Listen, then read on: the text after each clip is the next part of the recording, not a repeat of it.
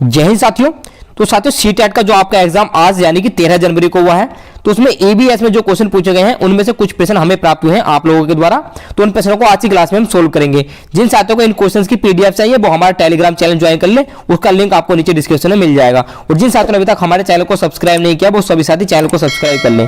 तो साथियों देखते हैं अपना पहला प्रश्न। तो हमारा पहला प्रश्न है, भारत के जल पुरुष के रूप में कौन जाने जाते हैं। तो साथियों हमें क्वेश्चन तो यही प्राप्त हुआ, इसके ऑप्शंस नहीं बताए हैं बच्चे ने, जिसने भी हमें क्वेश्चन दिया है तो ऑप्शंस हमने अपने हिसाब से रखे हैं। तो भारत के जल पुरुष के रूप में कौन जाने जाते हैं, सरदार वल्लभ भाई पटेल, राजेंद्र प्रसाद, भीमराव अंबेडकर या फिर महात्मा गांधी। तो क्वेश्चन नंबर 1 का सही आंसर क्या होगा।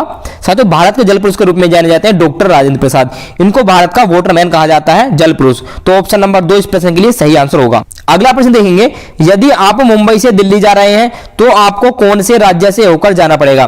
साथियों हमें एज इट इज प्रश्न तो नहीं प्राप्त हुए हैं, बस जो बच्चे ने भेजा है उसने बताया कि मुंबई से दिल्ली जा रहे हैं या दिल्ली से मुंबई जा रहे हैं, तो आपको कौन से राज्य बीच में पड़ेंगे, ऐसा ही कुछ प्रश्न था।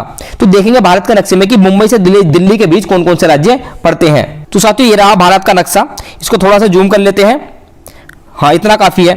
तो यहां है साथियों हमारी दिल्ली और यहां से हमें आना है मुंबई। मुंबई यहां पर है। अगर हम इस रास्ते की बात करें, थोड़ा सा रास्ता इसको इधर को होकर जाएगा, यहां से इस तरीके से निकल सकता है। तो पहले हमारा गुजरात पड़ना निश्चित है, गुजरात पड़ेगा। गुजरात के बाद हमारा मध्य प्रदेश का थोड़ा सा भाग इसमें आ जाता है, राजस्थान आ जाता है और यहां पर हरियाणा आ जाता है। तो हमारे कुल मिलाकर 4 राज्य पड़ रहे हैं, गुजरात, मध्य प्रदेश, राजस्थान और दिल्ली। उत्तर प्रदेश इसमें नहीं पड़ेगा। तो अगर हमारे ऑप्शंस में उत्तर प्रदेश होगा तो वो एलिमिनेट हो जाएगा, उत्तर प्रदेश में नहीं पड़ेगा। और अगर पूछा जाता है कि कौन से राज्य पड़ेंगे, तो यहां पे देख लो गुजरात है, मध्य प्रदेश हो रहा है, राजस्थान और फिर हरियाणा।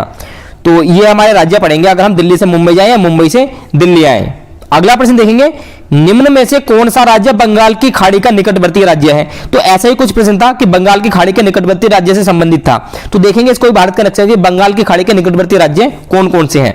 तो ये रहा हमारा भारत का नक्शा।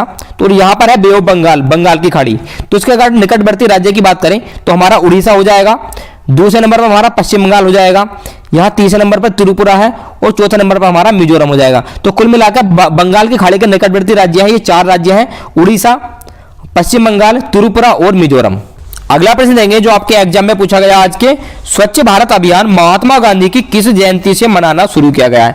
तो भारत के प्रधानमंत्री श्री नरेंद्र मोदी जी ने नई दिल्ली के राजपथ पर इस मिशन की शुरुआत की थी।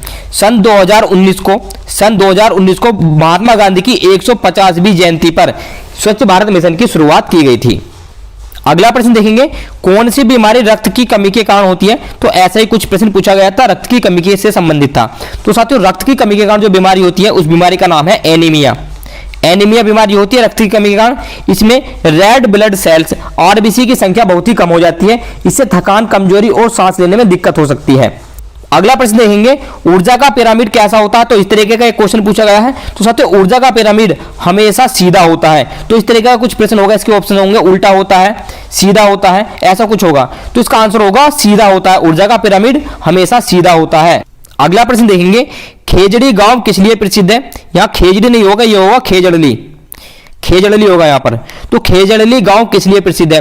तो साथियों अमृता देवी बिश्नोई ने खेजड़ी के वृक्षों को बचाने के लिए अपना बलिदान दे दिया था अपनी 3 बेटियों के साथ। और उनके बेटियों के नाम थे आसू, रत्नी और भागू। ये उनकी 3 बेटियों के नाम थे। और इनसे अलग 363 लोगों ने वहां के पेड़ों को बचाने के लिए अपना बलिदान दे दिया था सन 1730 ईस्वी में। तो खेजड़ली गांव इसलिए प्रसिद्ध है अमृता देवी बिश्नोई के बलिदान के लिए।